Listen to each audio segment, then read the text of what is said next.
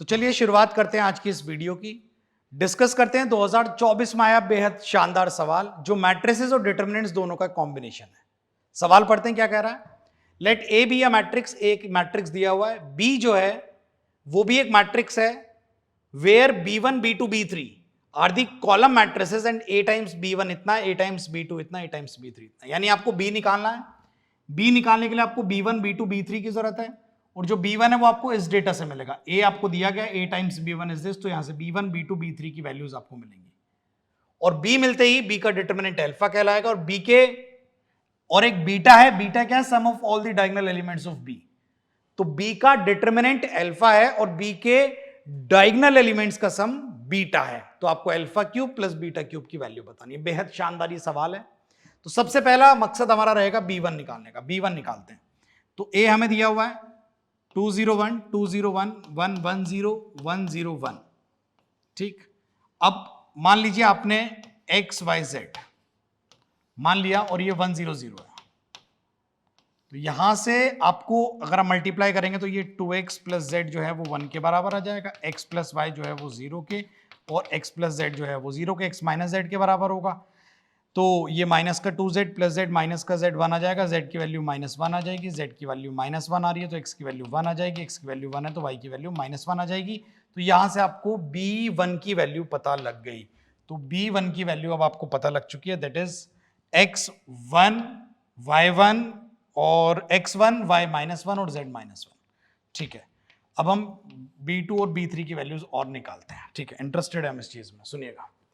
a b2 तो a फिर वही 201 201 110 101 और यहां फिर से x y z मान लेते हैं, हमें पता हम क्या कर रहे हैं, और ये सामने आ जाएगा 230। तो यहां से आ जाएगा आपका 2x plus z is equal to 2x plus Z is equal to 2। यहां से आ जाएगा x plus Y is equal to 3 और ये आ जाएगा x plus Z is equal to 0।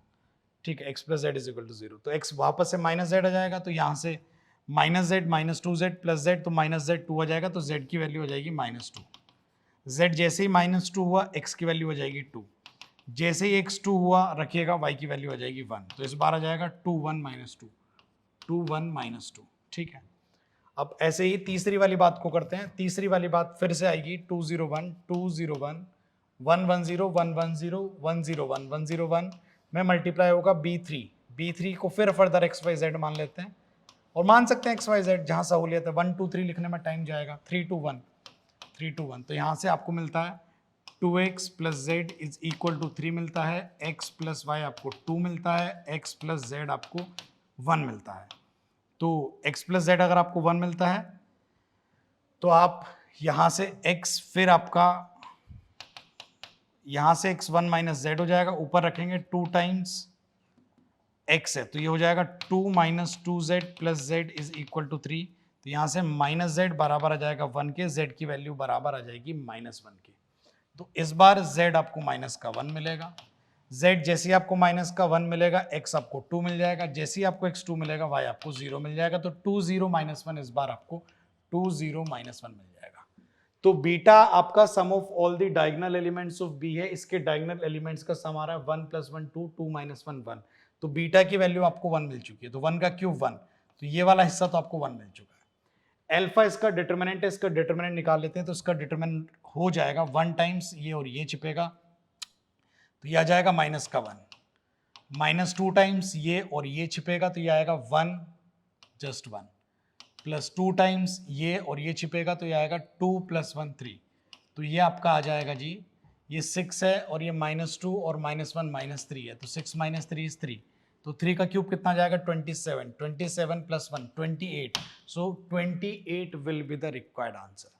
तो मैं उम्मीद करता हूं ये बात आपको बेहद अच्छे ढंग से जो है वो समझ में आई हो।